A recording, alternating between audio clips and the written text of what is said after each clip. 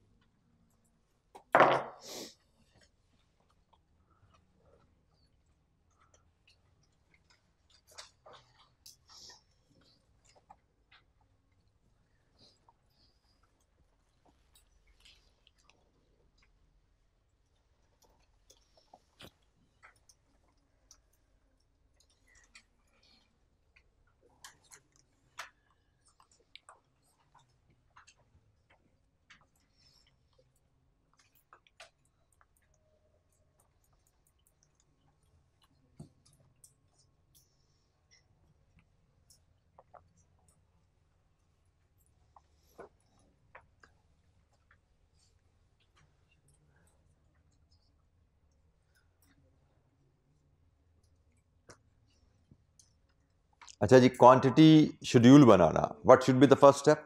Sorry, equivalent unit schedule बनाना, first step is quantity schedule, क्योंकि question में losses का जिक्र है।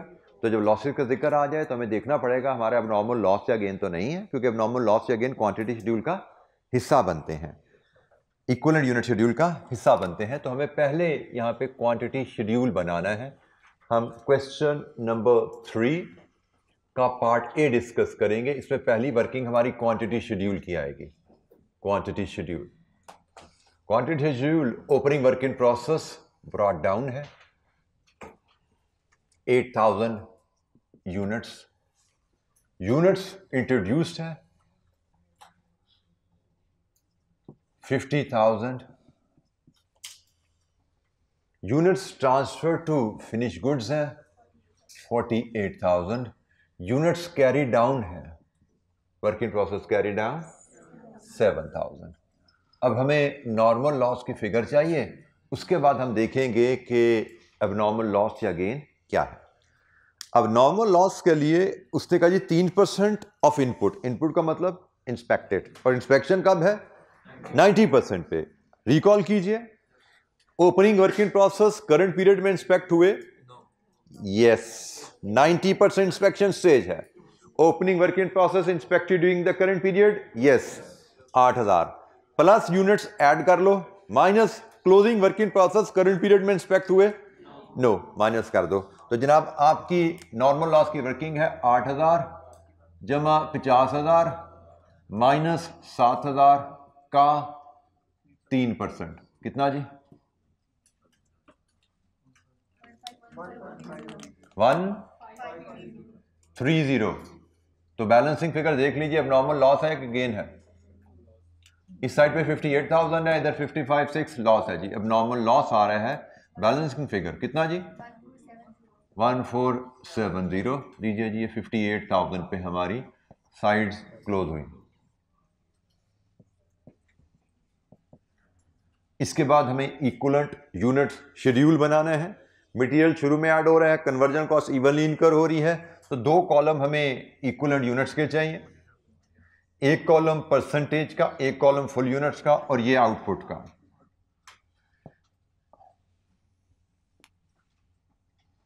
आउटपुट में हमारे पास आएंगी 3 चीजें, फिनिश गुड्स 2 हिस्सों में, opening work in process and current production. इसके बाद वर्क इन प्रोसेस और एबनॉर्मल लॉस। यहां पे हम लेते हैं फुल यूनिट, यहां पे लेते हैं percentage worked in current period, यहां पे लेते हैं इक्विवेलेंट यूनिट्स, इधर होगा मटेरियल और यहां पे है कन्वर्जन।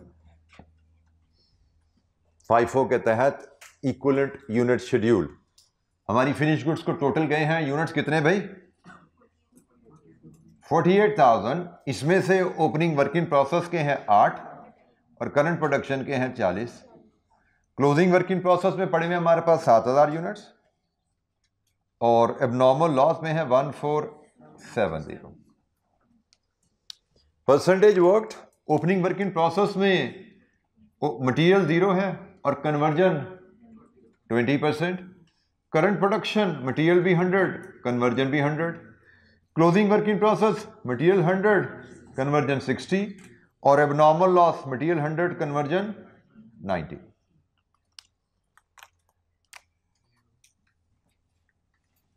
नीचे जी इक्विवेलेंट यूनिट शेड्यूल कंप्लीट कीजिए, मुझे नंबर बता दीजिए बॉटम पे। मटेरियल के इक्विवेलेंट यूनिट्स कितने आते हैं और कन्वर्जन के कितने आते हैं। और कोई बात समझ नहीं आई बेटा तो पूछिए।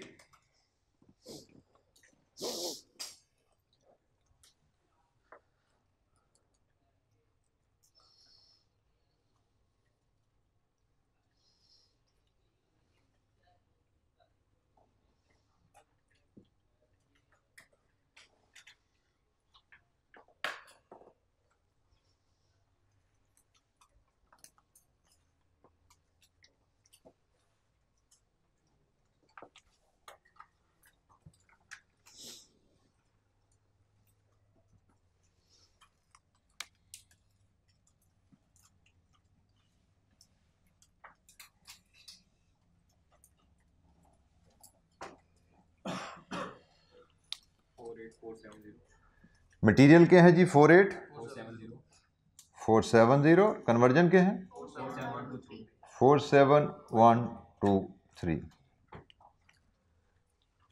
अच्छा जी, ये काम सारा हमने इंडिपेंडेंटली प्रोसेस कॉस्टिंग के चैप्टर में सीखा हुआ है। इसमें हमें कोई चैलेंज नहीं था, एक तरह की हमारी रिवीजन होगी प्रोसेस कॉस्टिंग में जो 5-7 नंबर की वर्किंग हमें आती थी उसकी। किसी बच्चे को जनाब कोई दिक्कत यहां पे?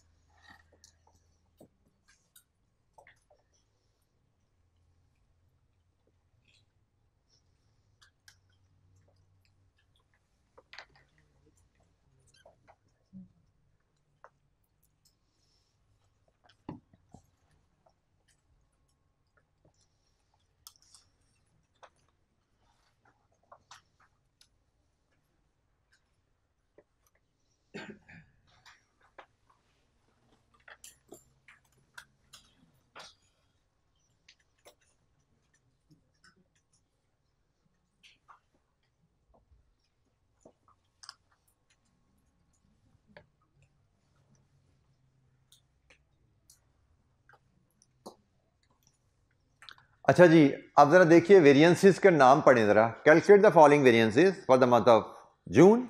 Material usage, material rate and usage, labour rate and efficiency, variable overhead expenditure and efficiency, fixed overhead expenditure and volume. अब ये सारे वेरिएंसेस हमारे लिए फेमिलियर हैं। इशू सिर्फ यह है कि भाई इन वेरिएंसेस को पार्ट ए से कनेक्ट कैसे करना है। तो वो कनेक्शन नहायत ही सिंपल है। जब आप मटेरियल के वेरिएंसेस कैलकुलेट करते हैं तो प्राइस वेरिएंस क्या होता है? Actual price minus standard price to actual quantity used. वो तो इनपुट की बात हो रही है, ये इक्विवेलेंट यूनिट में तो सारी आउटपुट की कैलकुलेशन है, वो तो सिंपल है, खत्म होगी। यूजेज वेरिएंस पे आइए। Actual quantity minus standard quantity for actual production.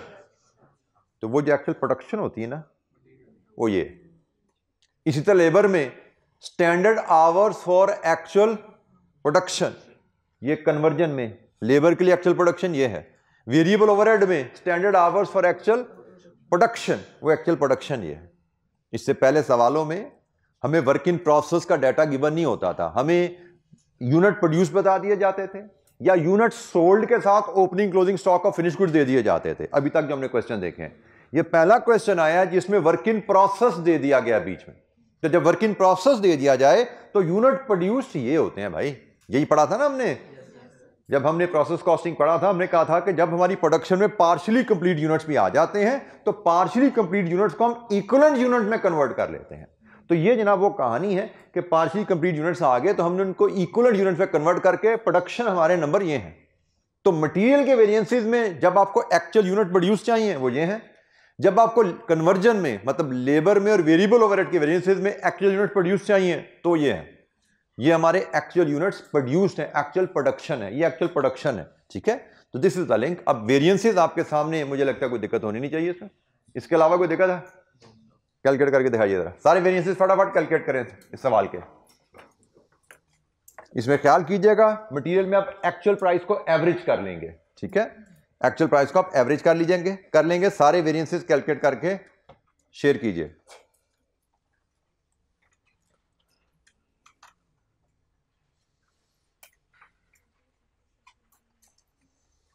Material के आपको 2 वेरिएंसेस कैलकुलेट करने हैं, लेबर के 2 कैलकुलेट करने हैं, वेरिएबल ओवरहेड के 2 करने हैं और फिक्स्ड ओवरहेड के भी 2 करने हैं। हर बच्चा अपने रजिस्टर पर ये वेरिएंसेस कैलकुलेट करे और कोई बात कैलकुलेशन में कोई हेल्प चाहिए तो मुझसे लीजिए।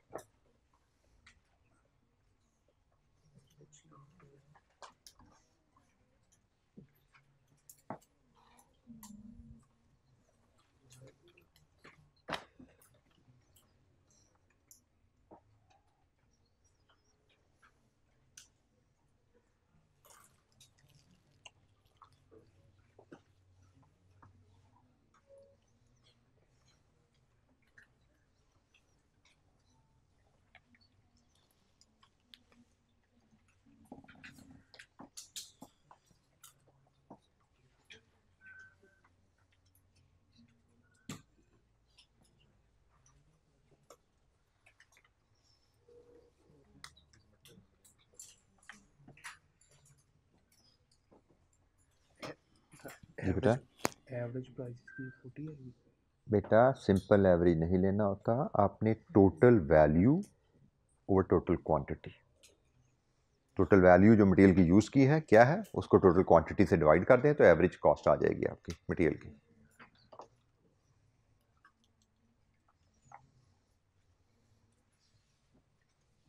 टोटल वैल्यू आपको पता है 1.9 प्लस 8.4 10.3 मिलियन का टोटल मटेरियल आपने यूज़ किया है, इसको टोटल क्वांटिटी जितनी इस्तेमाल की उससे डिवाइड कर दो तो एवरेज प्राइस आ जाएगी आपके पास। एक्चुअल प्राइस जो हमें एवरेज करनी है क्योंकि हमारे पास एक्चुअल दो प्राइसेस मटेरियल इस्तेमाल हो रहे हैं।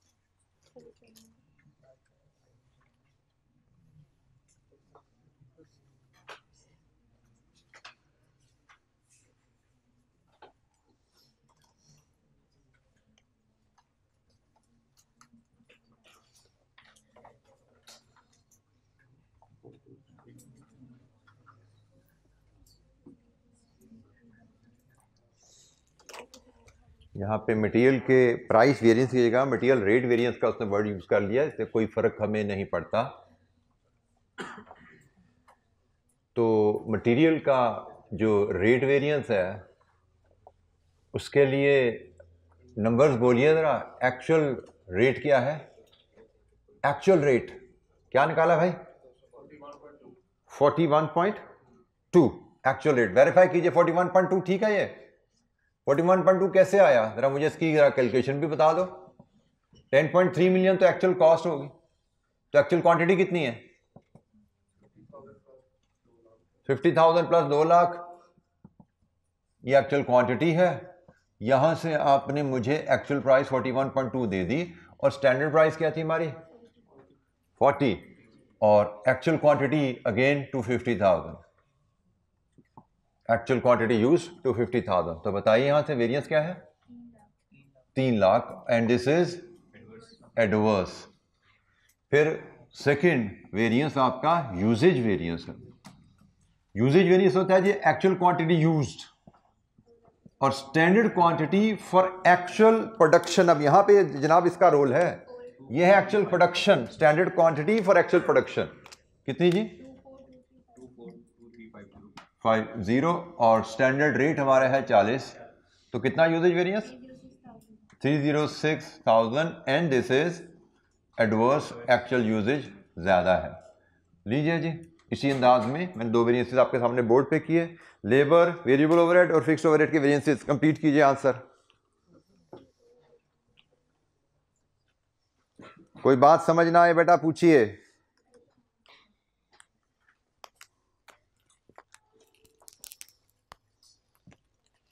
बेटा ये क्या कर रहे हैं आप, ये क्या है, ये क्या है, ये क्या है, ये क्या है, मुझे समझाएंगे आप? हाँ जी एब्जॉर्प्शन रेट ठीक हो, कहाँ से निकाला 64 आपने बेटा? जी बेटा बिल्कुल ठीक है, ठीक हो गया। तो ये फिक्स्ड ओवरहेड का रेट आ गया कितना 40 ओके। फिर और इसका जो टोटल है ये आ रहा है 130% ऑफ 80 बिल्कुल ठीक है, ज़बरदस्त। 104 माइनस 40 का 64 आ गया, एक्सीलेंट। और एक्चुअल के रेट कैसे लिया आपने? एक्चुअल इसको डिवाइड किया 250 बेटा ये वेरिएबल ओवरहेड का रेट है पर लेबर आवर बेसिस पे, केजी से क्यों डिवाइड कर रहे हैं भाई? और दूसरी बात मल्टीप्लाई किसे करना होता है? ये तो स्टैंडर्ड है। फार्मूला खोलो बेटा, फार्मूला खोलो, आपको याद नहीं है गालबन, इसीलिए मैंने कहा है कि फार्मूला अपने सामने रखा करें जब तक याद नहीं हो जाते। अब एक वेरिएंस की कैलकुलेशन में 2 गलतियां आप कर रहे हैं।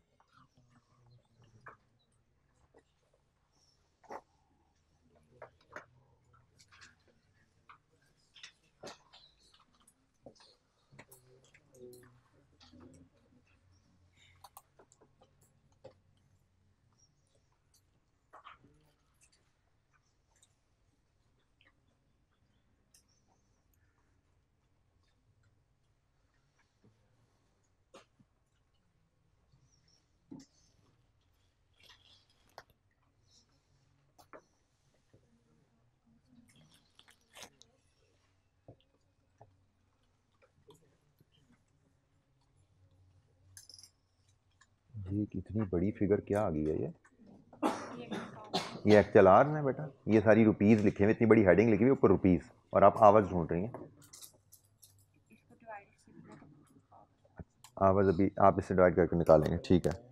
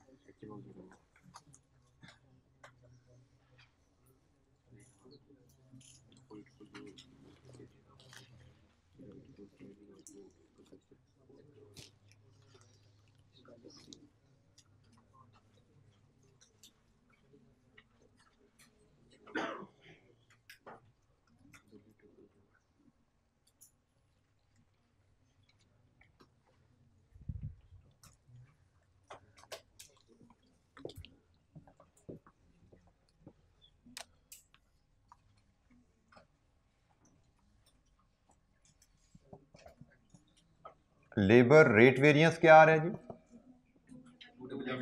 एक्चुअल रेट 80, स्टैंडर्ड 84 और एक्चुअल आवर्स वेरिएंस आया आपका 288,000 एंड दिस इज एडवर्स, ठीक है जी। एडवर्स वेरिएंस आपका standard rate minus actual rate, ये आपका एडवर्स वेरिएंस है। और इसका एफिशिएंसी वेरिएंस इसमें आप लेते हैं actual hours 72,000 standard hours for actual production, यहाँ पे ये है आपकी एक्चुअल प्रोडक्शन लेबर के लिए 1.5 इंटू 47123 70685 इंटू स्टैंडर्ड रेट 80, तो वेरिएंस कितना आया 105 200 and this is adverse actual hours ज्यादा है।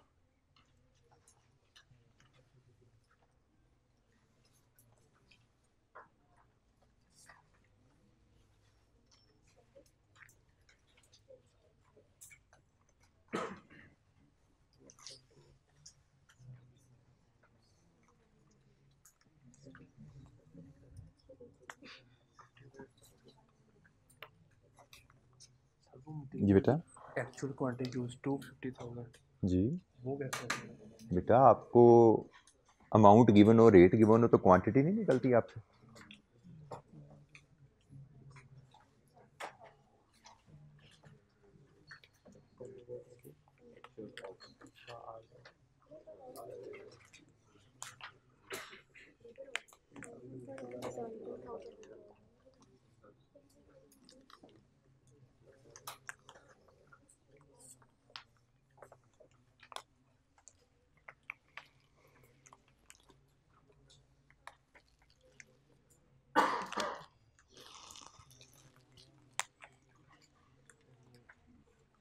जी भाई, किधर फंसे हो जी? ये एक्चुअल ओवरहेड्स है, आपको क्या चाहिए एक्चुअल क्वांटिटी बेटा? फार्मूला दोबारा खोलो जरा मेरे सामने, क्या देख रहे हैं वहां पे आप? फार्मूले में क्या नजर आ रहा है आपको?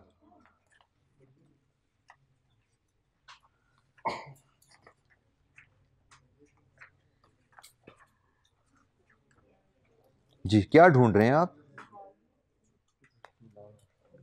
अब मुझसे सवाल पूछिए, आप क्या पूछ रहे हैं मुझसे? आप कि जो 6 मिलियन रुपए ओवरहेड है ये एक्चुअल आवर्स हैं, ये मुझसे पूछ रहे हैं आप? जी एक्चुअल आवर किधर है बेटा, मुझे बताइए ना। आप आवर्स कहाँ से देखेंगे? सवाल पढ़िए जरा, ढूंढिए hours.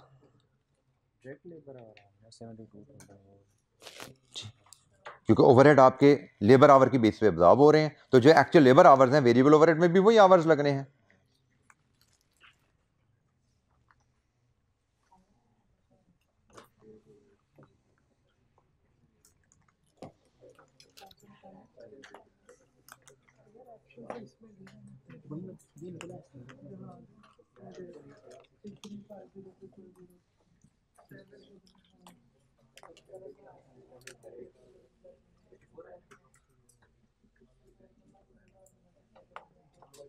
Variable overhead expenditure variance में जी actual variable rate, actual variable rate क्या है जी? एक्चुअल वेरिएबल रेट 88.19 और standard variable rate, standard variable rate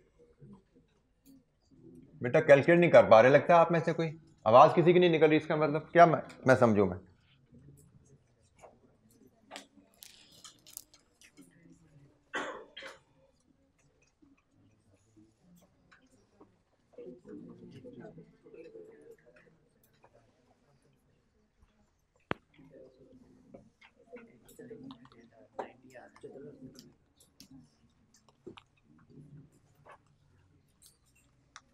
आप लोगों को खुद को एहसास हो रहा है कि आप कहां खड़े हो इस वक्त? आखिरी टॉपिक मेजर हमारा चल रहा है और आप लोगों के हालात ये हैं कि पहले दूसरे लेक्चर की जो बेसिक वेरिएंसेस की कैलकुलेशन है आप वो नहीं कर पा रहे। मतलब मुझे तो इससे आप लोगों के अपने इरादे, आपके जो इरादे हैं बड़े क्लियर नजर आ रहे हैं कि you don't plan to pass this exam in the coming attempt, क्योंकि आपके इरादे आपकी एफर्ट से ही उनकी सीरियसनेस जाहिर होती है। और यहां पे जो क्लास में परफॉर्मेंस है वो आपकी एफर्ट्स की कहानी सुना रही है जो घर में आप करते हैं।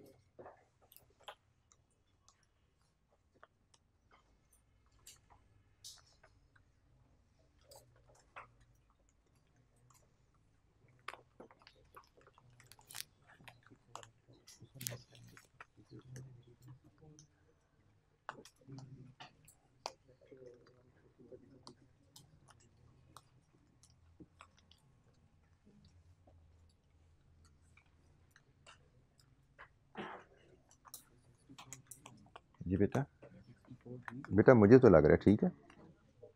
क्यों, आपको कुछ शक है इस पर? तो वेरिएंस आंसर मैच है तो ठीक है, क्या मसला? आंसर ठीक नहीं है आपका? वेरिएबल ओवर एक्सपेंडिचर वेरिएंस किधर आ रहे हैं यहाँ पे? आंसर ठीक तो है, क्या मसला? 1742 ये आपने 0 गलत लगाए हैं, क्या 0 एक्स्ट्रा लगा दिया आपने, कोई गड़बड़ की हुई है आपने, देख लो क्या गलती है।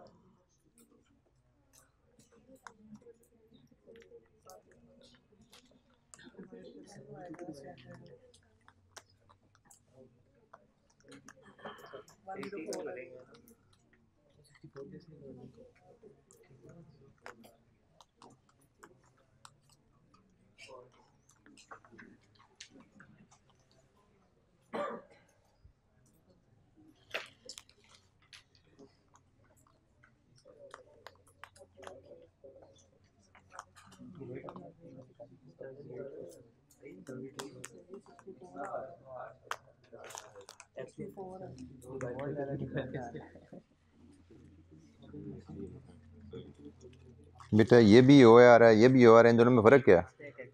तो बेटा एग्जामिनर को जाके दबानी जाके समझा के आएगा कि एक एक्चुअल एक स्टैंडर्ड है।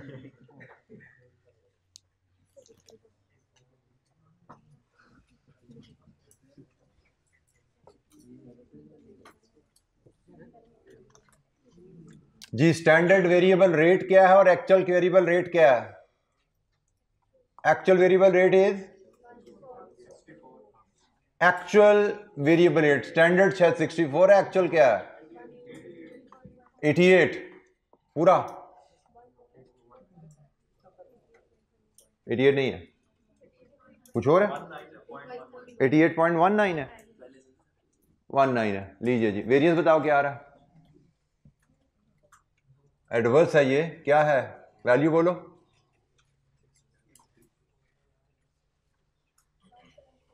वन 680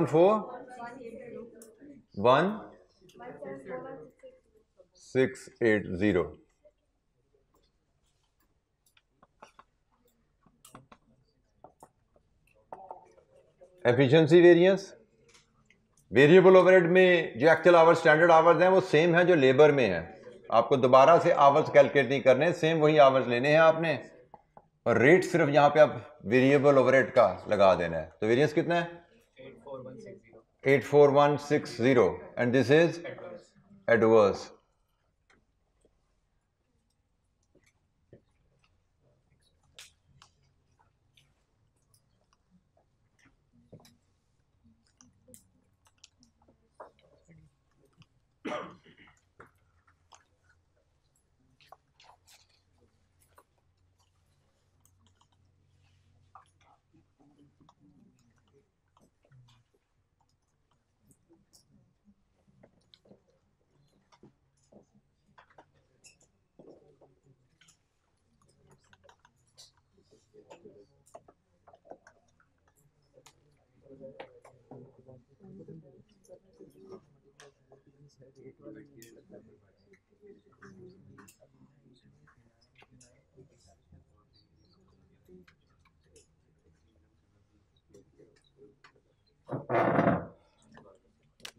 आखिरी पार्ट फिक्स्ड ओवरहेड के वेरिएंसेस हैं, एक एक्सपेंडिचर है और एक वॉल्यूम है। एक्सपेंडिचर वेरिएंस एक्चुअल और बजटेड का डिफरेंस होता है। कितना है expenditure variance? Actual fixed overhead और बजटेड फिक्स्ड ओवरहेड। फिगर्स तो रेडीली अवेलेबल है, ये पड़ा है बजटेड फिक्स्ड ओवरहेड और ये पड़े आपके actual fixed overhead. It is 150,000 favourable adverse? Favourable.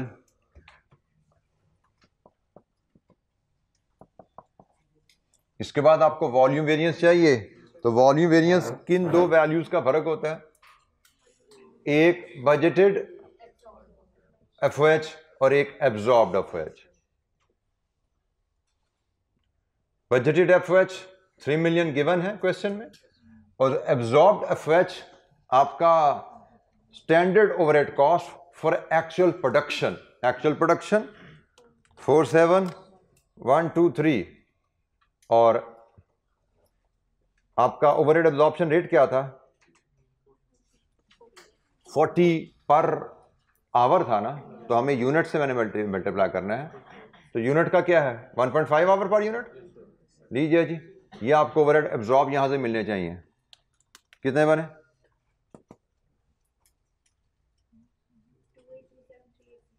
2827,380। तो यहां से वेरिएंस निकाल लें, 172620। फेवरेबल एडवर्स, उसके लिए वॉल्यूम को देख लीजिए। ये आपकी एक्चुअल प्रोडक्शन है। बजटेड प्रोडक्शन कितनी थी? बजटेड प्रोडक्शन यकीनन ज्यादा थी, एक्चुअल प्रोडक्शन कम है, तो this is adverse variance.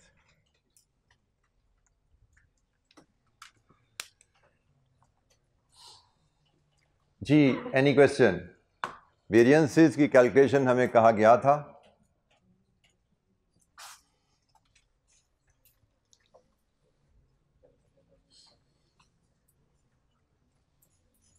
Rounding off की वजह से कुछ वेरिएंसेस में हमारी वैल्यूज एग्जामिनर से थोड़ा हो सकता है फ़र्क आ जाए, उससे इशू नहीं है।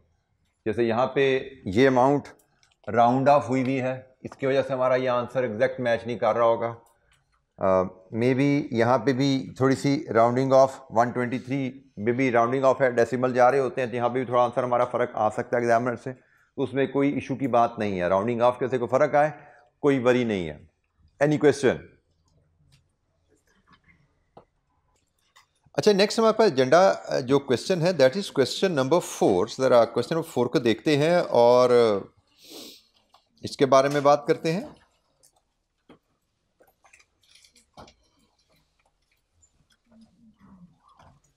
एमजी लिमिटेड, ये कुछ ज़्यादा पुराना सवाल होगा, पुरानी स्कीम से होगा, इसलिए इसकी अटेम्प्ट मेंशन नहीं है। इसकी requirement compute material, labour and overhead variances, 14 marks. Specify नहीं किया कौन कौन से वेरिएंसेस हैं, अनलाइक क्वेश्चन नंबर 3 जिससे उसमें स्पेसिफिकली कहा था कि मटेरियल के ये लेबर के नाम लेके उसने बताया था, तो यहाँ पे उसने ऐसी कोई बात नहीं की। और ओवरहेड में भी ये स्पेसिफिक नहीं है कि वेरिएबल के करने हैं या फिक्स के करने हैं, उसने ओवरहेड लिख दिया। इसका मतलब अगर दोनों के हो सकते हैं तो दोनों के आपने करने हैं, वेरिएबल, फिक्स्ड, ओवरहेड दोनों। तो हम सवाल पढ़ते हैं एमजेड का और फिर इसको देखते हैं। MZ Limited, MZL manufactures a single product X and uses standard marginal costing। आपको पता है कि वेरिएंसेस की कैलकुलेशन में marginal costing, absorption costing system का नॉलेज हमें चाहिए, क्योंकि फिक्स्ड ओवरहेड के वेरिएंसेस डिफरेंट होते हैं दोनों सिस्टम्स के तहत। तो हमें पता लग गया कंपनी मार्जिनल कॉस्टिंग के तहत काम कर रही है। Standard cost card of the product is as follows: material kg rate, labor hours rate, and variable production overhead rate per hour. Following data is available in respect of operation for the month of February 2018. 55,000 units were put into process. 1,500 units were lost in the process, which were considered to be normal. This is your actual loss, जो कि normal है। इसका मतलब there is no abnormal loss या गेन। Process losses occur at the end of the process. अच्छा, पिछले सवाल में ना उसने रिक्वायरमेंट में हमें बता दिया था इक्वल यूनिट शेड्यूल बनाओ, हमें पता लग गया था प्रोसेस कॉस्टिंग का हिंट है। यहाँ पे उसने वहां नहीं बताया, लेकिन डाटा से हमें हिंट मिलना शुरू हो गया कि प्रोसेस कॉस्टिंग इस क्वेश्चन में भी इन्वॉल्व हो रहा है। 698,000 kgs of material was purchased at 145 rupees per kg. Material is added at the start of the process and conversion costs are incurred evenly throughout the process. 755,000 labor hours were worked during the month. However, due to certain labor related issues, wages were paid at 115 per hour. Fixed production overheads are budgeted at 40 million. For the month of February, total actual production overheads amounted to 95 million. Budgeted and actual overheads आगे. Total actual overheads हैं ये, budgeted fixed overhead नहीं है. ख्याल कीजिएगा, ध्यान से पढ़ना होता है भाई. एकदम वो ट्रैप कर लेता आपको इस तरह. ऊपर उसने फिक्स्ड ओवरहेड की बात की, नीचे उसने वो प्रोडक्शन ओवरहेड लिख दिया. ये वेरिएबल प्लस फिक्स है. Actual fixed production overheads exceeded budgeted fixed production overheads by 1.1 million. Inventory balances were as follows. Raw material opening closing, work in process units में opening closing along with their stage of completion, finished goods opening closing. MZL uses FIFO method for valuing the inventory. अच्छा जी, हमसे कहा गया है variances compute कीजिए, तो हम आसानी से जो पिक कर सकते हैं, मटेरियल के दो होंगे, प्राइस एंड यूजेज, लेबर के भी दो होंगे, rate and efficiency, variable overhead के दो होंगे, expenditure and efficiency, and fixed overhead का एक होगा एक्सपेंडिचर. ठीक है, तो इन टोटल 7 वेरिएंसेस है जो हमें यहाँ पे कैलकुलेट करने हैं, और टोटल 14 मार्क्स हैं. तो शायद ये आप कह सकते हैं लगभग 2 मार्क्स ईच. लेकिन डोंट फॉरगेट, वेरिएंसेस की कैलकुलेशन करने से पहले हमें एक वर्किंग बनानी है, equivalent unit schedule. Quantity schedule बनाने का मकसद होता है एबनॉर्मल लॉस या गेन डिटरमिन करना. तो क्या यहाँ पे एबनॉर्मल लॉस या गेन है? तो हमें क्वांटिटी शेड्यूल की यहाँ पे जरूरत नहीं है. ठीक है, हम यहाँ पे डायरेक्ट इक्विवेलेंट यूनिट शेड्यूल बना लेंगे. डन हो गया. तो FIFO के तहत इक्विवेलेंट यूनिट शेड्यूल पे हम जाते हैं.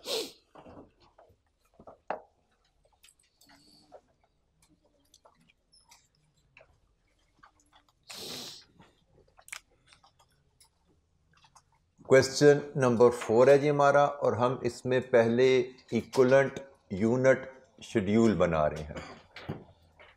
और इक्विवेलेंट यूनिट शेड्यूल का फॉर्मेट, 2 कॉलम हमें इक्विवेलेंट यूनिट्स के लिए चाहिए, एक कॉलम परसेंटेज के लिए, एक कॉलम फुल यूनिट्स के लिए. यहाँ पे आएगी हमारी आउटपुट, यहाँ पे फुल यूनिट्स, इधर percentage worked in current period, इधर इक्विवेलेंट यूनिट्स जिसमें material and conversion. FIFO method के तहत चल रहे हैं. हमारे पास फिनिश गुड्स 2 हिस्से होंगे, opening work in process and current production, और इन दोनों का टोटल होता है टोटल प्रोडक्शन. इन दोनों का टोटल प्रोडक्शन होता है, ये हमें पता है. फिर इसके अलावा हम यहाँ पे क्लोजिंग वर्क इन प्रोसेस लाते हैं, एबनॉर्मल गेन या लॉस लाते हैं, वो यहाँ पे है नहीं. तो जो वैल्यूज अवेलेबल हैं, क्लोजिंग वर्क इन प्रोसेस की figure 6000, closing work in process 6000, opening work in process 5000. अब मुझे यूनिट्स प्रोड्यूस चाहिए ताकि मैं ये जो करंट प्रोडक्शन है वो डिटरमिन कर सकूं. तो यूनिट प्रोड्यूस किधर है जी? पुट इनटू प्रोसेस मुझे यहाँ पे गिवन है, नॉर्मल लॉस मुझे गिवन है. सो प्रोडक्शन के लिए एक तो हमारे पास प्रोडक्शन निकालने का तरीका होता है हम सेल से निकाल लें. ठीक है, अगर हमारे पास सेल यूनिट्स होते तो sales plus closing stock minus opening stock. Sales units available है क्वेश्चन में? नहीं अवेलेबल. तो फिर हम ओपनिंग वर्क इन प्रोसेस से कहानी शुरू करते हैं.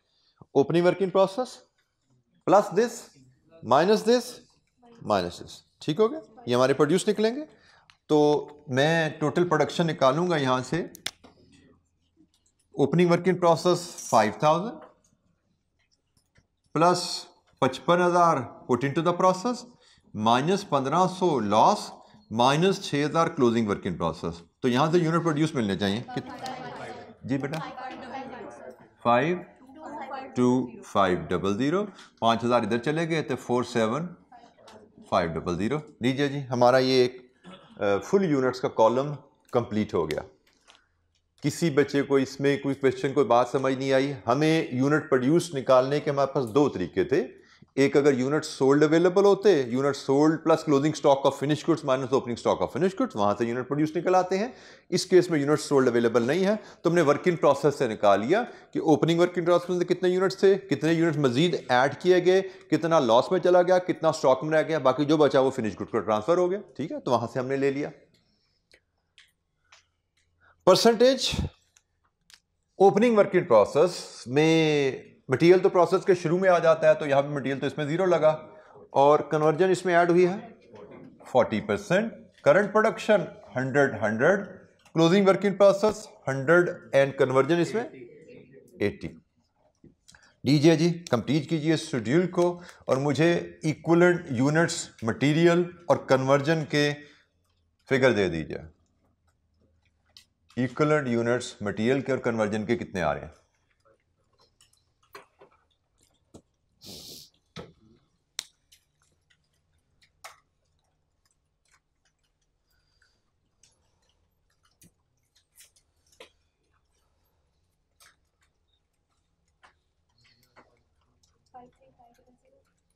मटेरियल 53 500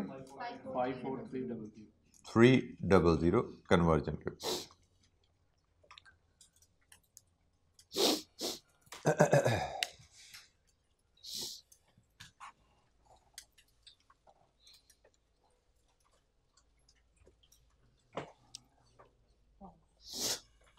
जी, any question? Equivalent unit schedule हमने बनाया अपने उसी पैटर्न पे, उसी फॉर्मेट को फॉलो करते हुए जो हम प्रोसेस कॉस्टिंग से सीख के आए हैं। अब हम वेरिएंसेस की कंप्यूटेशन पे जाएंगे। वेरिएंसेस में हमारे पास material, price and usage. Price का वेरिएंस का फार्मूला होता है actual price minus standard price multiplied with actual quantity. But यहाँ पे भाई रॉ मटेरियल का ओपनिंग क्लोजिंग स्टॉक अवेलेबल है, तो यूज्ड और purchase there is a question mark. ये क्वेश्चन मार्क आपने रिमूव करना है अभी। यूजेज में एक्चुअल क्वांटिटी और standard quantity for actual production का difference multiplied with standard price. लीजिए जनाब, ये क्वेश्चन को मार्क को रिमूव करके ये दोनों वेरिएंसेस मुझे कैलकुलेट करके दीजिए।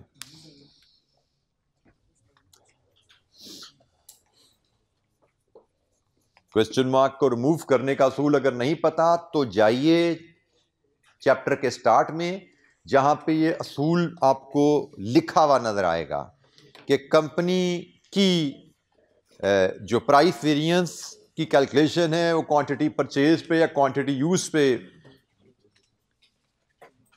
किस फैक्टर पे, किस बेस पे डिपेंड करती है।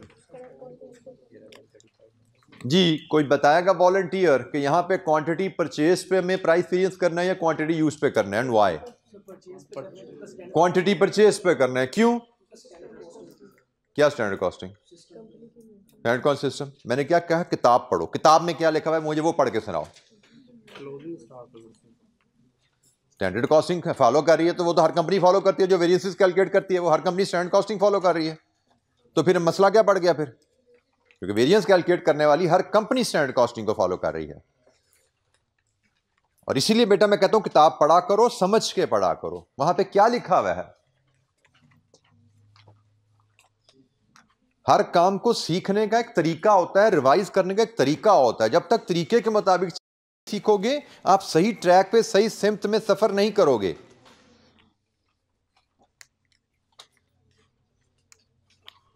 जो गाइडलाइन लिखी हुई है उस गाइडलाइन के मुताबिक चलो। मटेरियल के वेरिएंसेस के साथ यह बात आपको लिखी नजर आनी चाहिए। हाँ जी, क्या लिखा है, किस चीज पे डिपेंडेंट है? यूज और परचेज, कौन सी क्वांटिटी किस चीज पे डिपेंडेंट है? ये क्लोजिंग स्टॉक की इन्वेंट्री वैल्यूएशन पॉलिसी। क्या लिखा हुआ है? Closing stock inventory valuation policy. समझ आई? हाँ जी, अब बताएगा, कौन बताएगा मुझे यहां पे कौन सी पॉलिसी फॉलो हो रही है? दो पॉलिसीज की ऑप्शन होती है ना, यहां पे कौन सी पॉलिसी फॉलो हो रही है? कौन कौन सी दो ऑप्शन होती हैं? हाँ जी, आप बताएं बेटा, कौन कौन सी दो इन्वेंट्री वैल्यूएशन की पॉलिसी ऑप्शंस होती हैं कंपनी के पास, standard costing and actual cost. वो एक्चुअल कॉस्ट डिटरमिन करने के तरीके हैं जो आप मुझे बता रही हैं। कंपनी का पॉलिसी ऑप्शन है, कंपनी चाहे तो अपनी इन्वेंट्री वैल्यूएशन स्टैंडर्ड कॉस्टिंग पे कर ले। जो कंपनी स्टैंडर्ड कॉस्टिंग फॉलो कर रही है उसके पास इन्वेंट्री वैल्यूएशन के दो ऑप्शन हैं, चाहे तो इन्वेंट्री वैल्यूएशन स्टैंडर्ड कॉस्टिंग पे करें, चाहे तो इन्वेंट्री वैल्यूएशन एक्चुअल कॉस्टिंग पे करें। अगर क्वेश्चन बता दे तो ठीक है, क्वेश्चन साइलेंट हो तो हमारा अंडरस्टूड होता है स्टैंडर्ड कॉस्टिंग पे है। अब यहां पे क्वेश्चन ने बताया कंपनी की इन्वेंट्री वैल्यूएशन एक्चुअल है या स्टैंडर्ड है। इन्वेंट्री वैल्यूएशन पॉलिसी के बारे में क्वेश्चन ने कुछ बताया या नहीं बताया? तो बताया तो है, अगर आपको नजर नहीं आया तो आंखों का इलाज करवाएं आप सारे जाके। MZL uses FIFO method for valuing inventory। इसका मतलब कंपनी की इन्वेंट्री वैल्यूएशन क्या है? Actual cost. और जब कंपनी की इन्वेंट्री वैल्यूएशन एक्चुअल कॉस्ट पे हो तो रूल पढ़ो, प्राइस वेरिएंस किस पे कैलकुलेट होता है?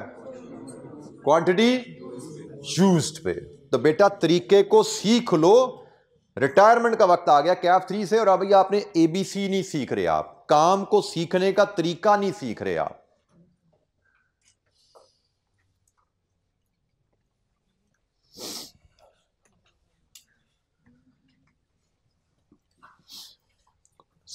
सॉल्व कीजिए वेरिएंसेस।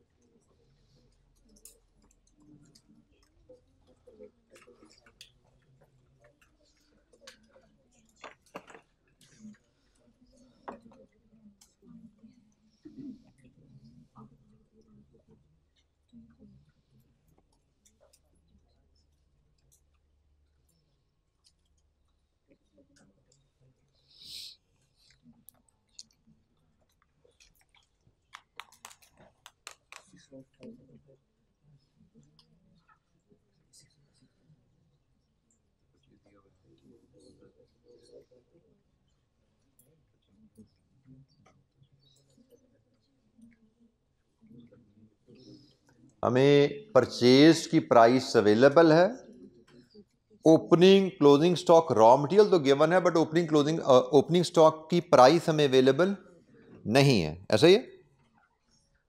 इससे पहले भी हमने FIFO पे रॉ मटेरियल की यूजेज को डील किया हुआ है। वहां पे हम एक्चुअल प्राइस हमें जब 2G आती थी, FIFO ओपनिंग स्टॉक की प्राइस कुछ और होती थी, परचेज की प्राइस कुछ और होती थी, हम वेटेड एवरेज कर लेते थे। अब यहां पे भी ओपनिंग स्टॉक तो अवेलेबल है लेकिन ओपनिंग स्टॉक की प्राइस अवेलेबल नहीं है, तो in the absence of information हम अज्यूम करेंगे प्राइस भाई ओपनिंग स्टॉक की भी शायद ये रही होगी। ठीक है, तो ये सोचना, इसको सीखिए।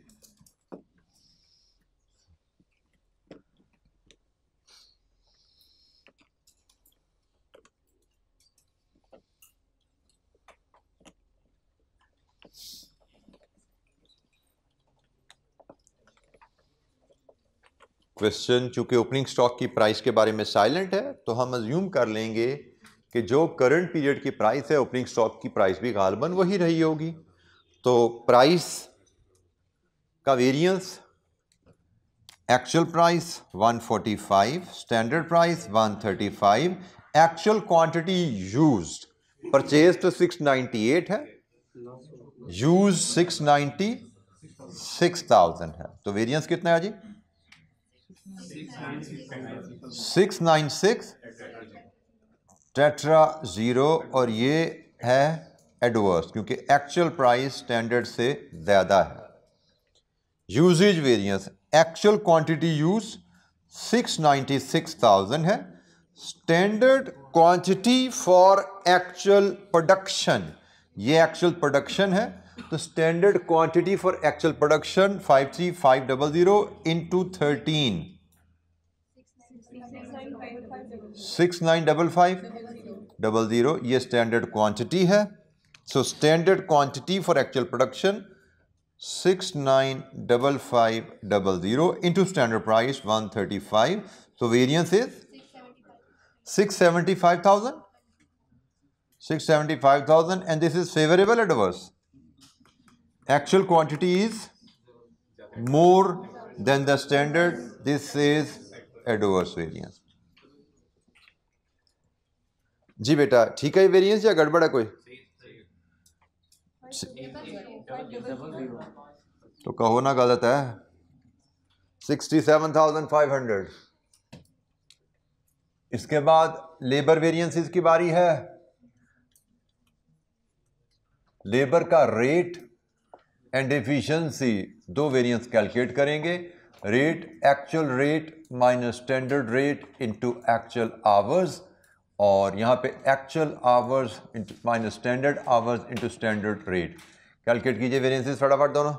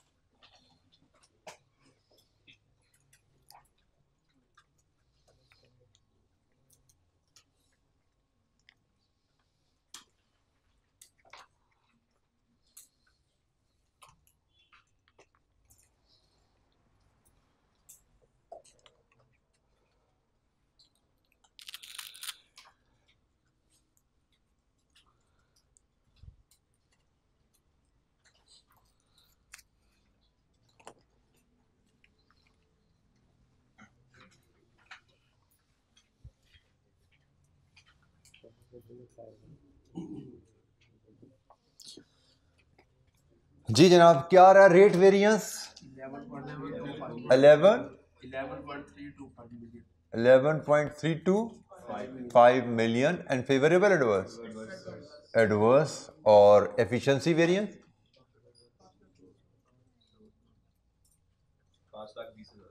520,000 favourable adverse favourable.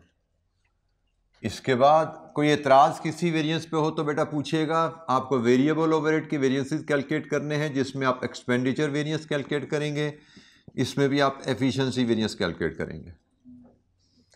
Expenditure variance आपका एक्चुअल वेरिएबल रेट और standard variable rate per hour का difference multiplied with actual hours, और एफिशिएंसी वेरिएंस एक्चुअल आवर्स और स्टैंडर्ड आवर्स का difference multiplied with standard variable rate.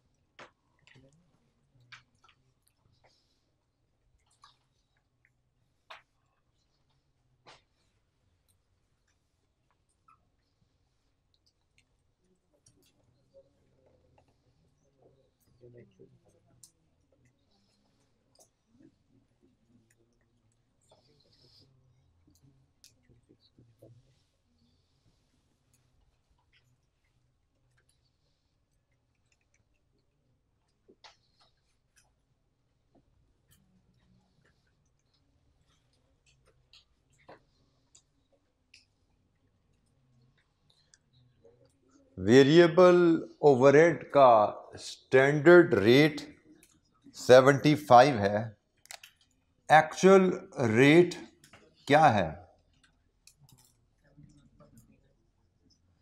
Actual variable rate आपका निकलेगा actual variable overheads divided with actual hours. Actual hours 755,000 है। Actual variable overheads क्या होंगे? Actual total overhead में से फिक्स माइनस कर दो, तो 95 मिलियन में से एक्चुअल फिक्स्ड ओवरहेड्स जो कि 40 मिलियन से 1.5 मिलियन 1.1 मिलियन ज़्यादा है, तो 41.1 मिलियन है। लीजिए जी, यहाँ से आपका एक्चुअल वेरिएबल रेट निकलेगा कितने हैं? 71.39 71.39। लीजिए जी, रेट वेरिएंस वेरिएबल ओवरहेड का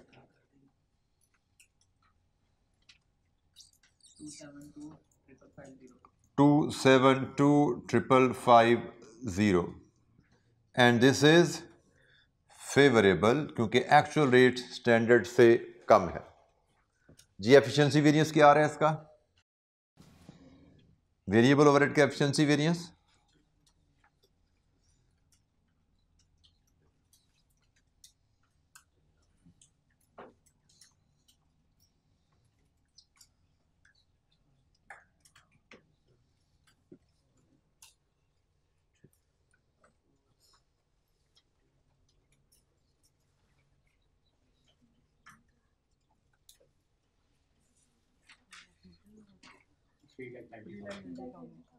$3,90,000 एंड दिस इज फेवरेबल। जो लेबर एफिशिएंसी का वेरिएंस का साइन है वही इस पे लगना है। ये आपके वेरिएबल ओवरहेड की कहानी पूरी हुई। और फिक्स ओवरहेड वेरिएंस तो हमें कैलकुलेट करना ही नहीं, क्वेश्चन में सीधा सीधा खुद ही उसने बताया हुआ है। It is 1.1 million favourable adverse. Actual खर्चा बजटेड से 1.1 मिलियन ज़्यादा है, this is adverse. Fixed overhead का एक्सपेंडिचर वेरिएंस एक ही कैलकुलेट होना था यहाँ पे मार्जिनल कॉस्टिंग के तहत।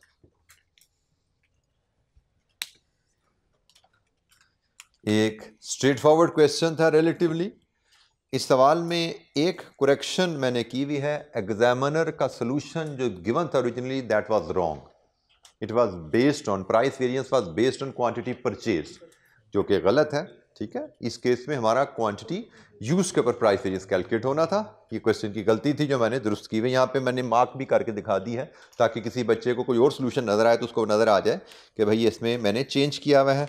और इसको मैंने यहाँ पे ऊपर भी लिख दिया कि मैंने सोल्यूशन को आई कैप से अमेंड किया हुआ है।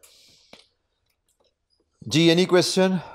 ये सारे वेरिएंसेस यहाँ पे रुपीज़ इन थाउजेंड में गिवन है, तो कोई फ़र्क नहीं पड़ता रुपीज़ में लिखे रुपीज़ इन थाउजेंड में लिखे, it does not matter.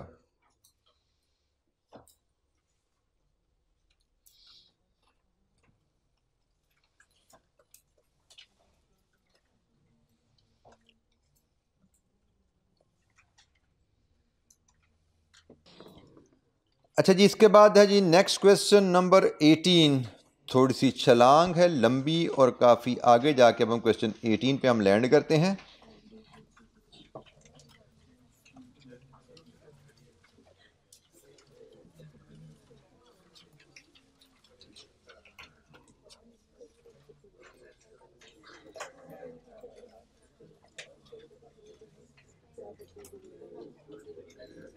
Question number 18 हमारे पास जो आ रहा है इसका 43% पास रेट है, एवरेज पास रेट है इसका।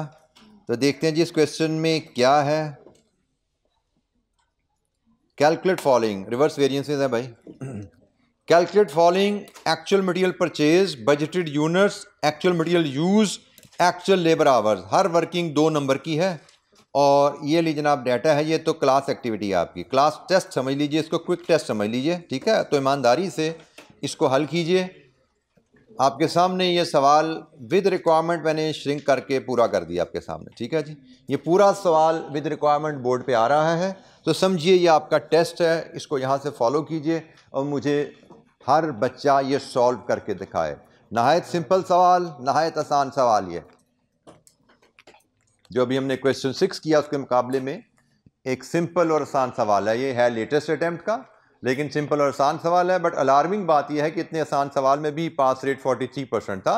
हालांकि इस क्वेश्चन में पास रेट मेरे हिसाब से कोई 70% के करीब ज़रूर होना चाहिए था, क्योंकि इन जनरल जो बच्चा पढ़ के जाए वेरिएंसेस उसको ये सवाल करना चाहिए। 30% बच्चे तो पढ़ के नहीं ना जाते, तो उनकी तो हम बात ही नहीं करते।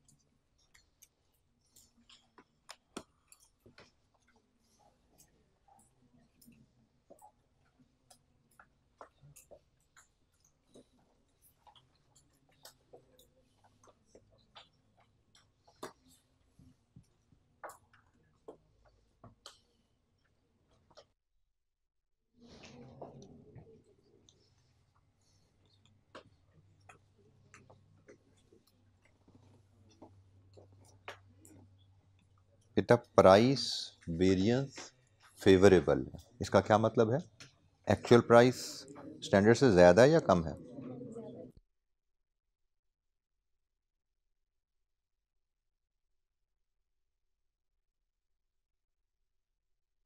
एक्चुअल प्राइस का मटेरियल महंगा मिलना या मटेरियल सस्ता मिलना? ये एक्चुअल प्राइस आपकी यकीनन कम है, तो फार्मूला की स्ट्रक्चर आप ठीक करें। High value minus low value करते हैं। एक ये बेसिक चीज़ मैंने आपको सिखाई थी रिवर्स वेरिएंसेस का सवाल करने के लिए।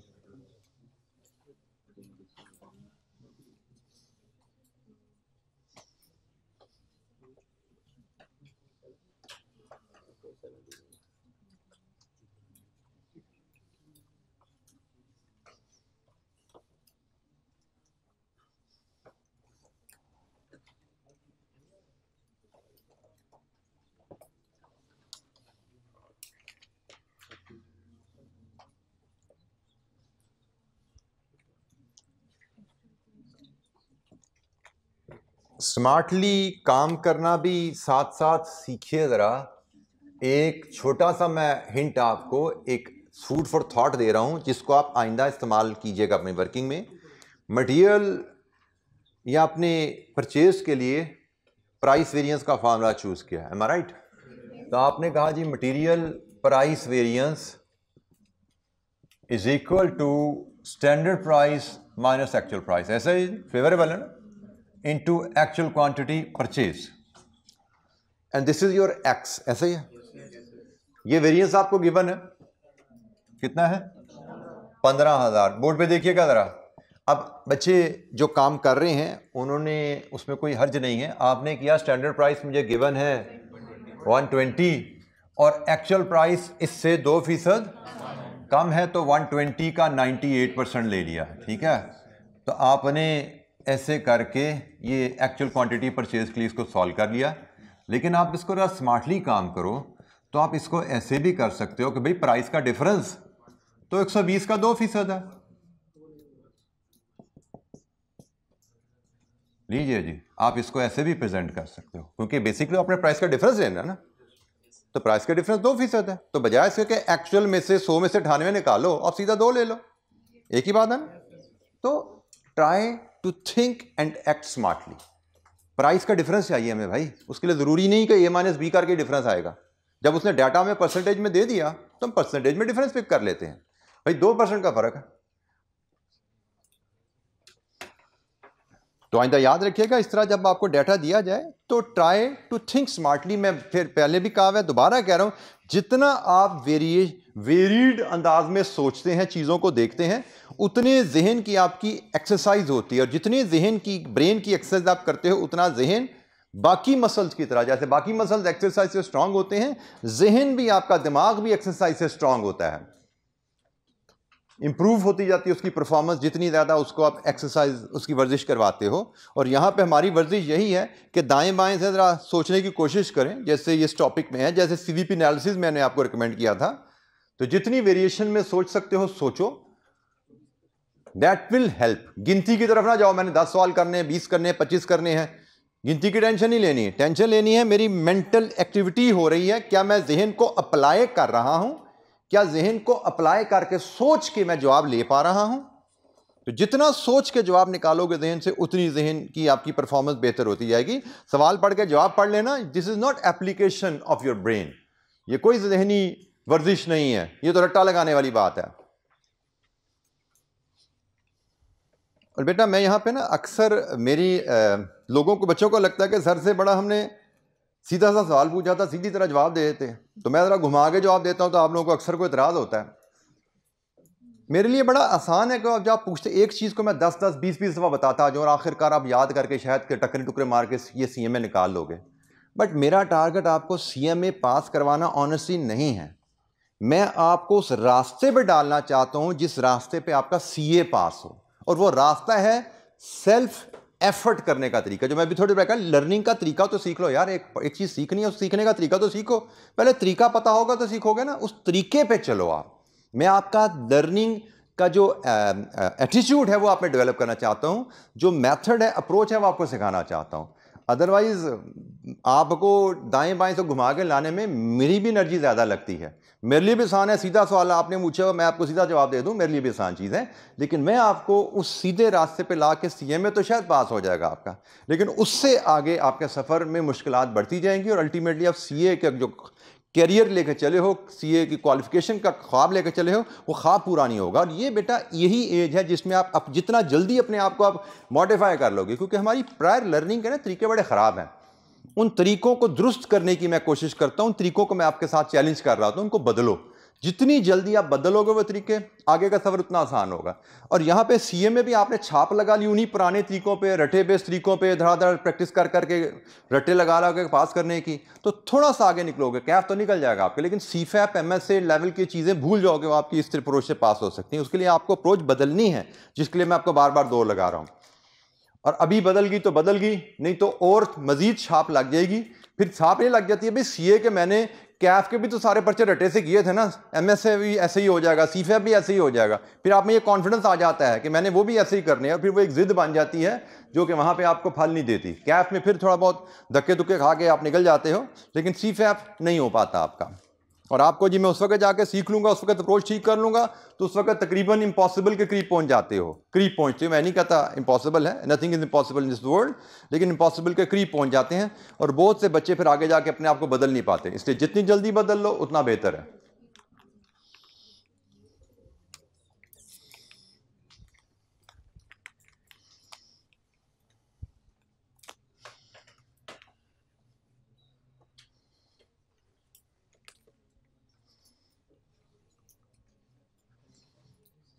जी पार्ट ए का जवाब क्या आया? 6250 यूनिट्स। पार्ट बी का जवाब 2470 यूनिट्स। पार्ट सी का जवाब 7677। ये क्या है?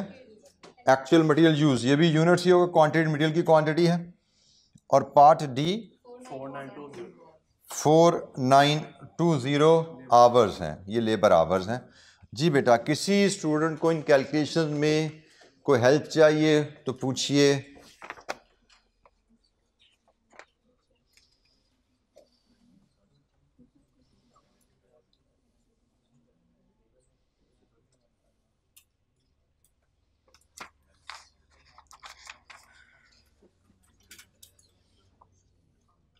अब इस क्वेश्चन में 43% पास रेशो वाली कोई बात है नहीं। अभी आप लोगों का होमवर्क बड़ा कम था, उसके बावजूद मुझे जो लगा कि काफ़ी ज़्यादा बच्चे इस सवाल को सही हल कर पाए, मतलब इसमें 100% स्कोर ले पाए। तो और ICAP का है कि एग्जामिनेशन में सिर्फ 43% बच्चे पास हो पाए, मतलब 4 वैल्यूज़ में से 2 अच्छा ठीक कर पाए, 43% बच्चे। तो विच इज़ वेरी अनफॉर्चुनेट। इससे आपको पता लगना चाहिए कि स्टूडेंट्स कितना रॉन्गली चीज़ों को अप्रोच करता है। If you approach a question in a right way तो बहुत से सवाल आपको बहुत अच्छा स्कोर दे जाते हैं। अब यहाँ पे प्रॉब्लम क्या है? Adverse fixed overhead expenditure variance was taken as the favourable variance. वो जो हम कह रहे हैं A-B और B-A, वो इक्वेशन गलत बना दी। और मैं आपको पहले दिन से ये एम्फसाइज करते आ रहा हूँ कि भाई A-B और B-A का क्रिटिकली ख्याल रखना है, high value minus low value करनी है, याद रखना ये। Actual material cost per unit was incorrectly determined for competition, मतलब 2% जो रिड्यूस करनी थी प्राइस वो गलत ले ली। Some examiners computed actual material use as actual material purchase, usage और परचेज में मिक्सअप कर गए। Various mathematical errors were made due to which incorrect answers were computed. ये जनाब उसने में बताया कि क्या मसले मसाइल रहे बच्चों के साथ। जी, एनी क्वेश्चन, किसी स्टूडेंट को कोई हेल्प चाहिए यहाँ पे जनाब इन कैलकुलेशंस पे, किसी वैल्यू की डिटर्मिनेशन पे तो पूछिए। किसी वैल्यू की डिटर्मिनेशन पे कोई हेल्प चाहिए तो पूछिए भाई।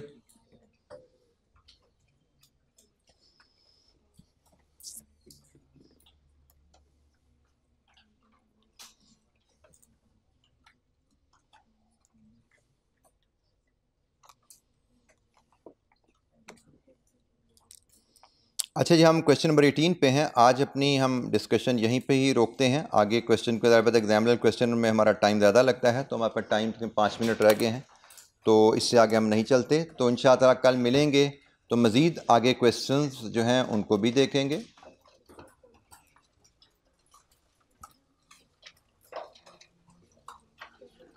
थैंक यू, अस्सलाम वालेकुम।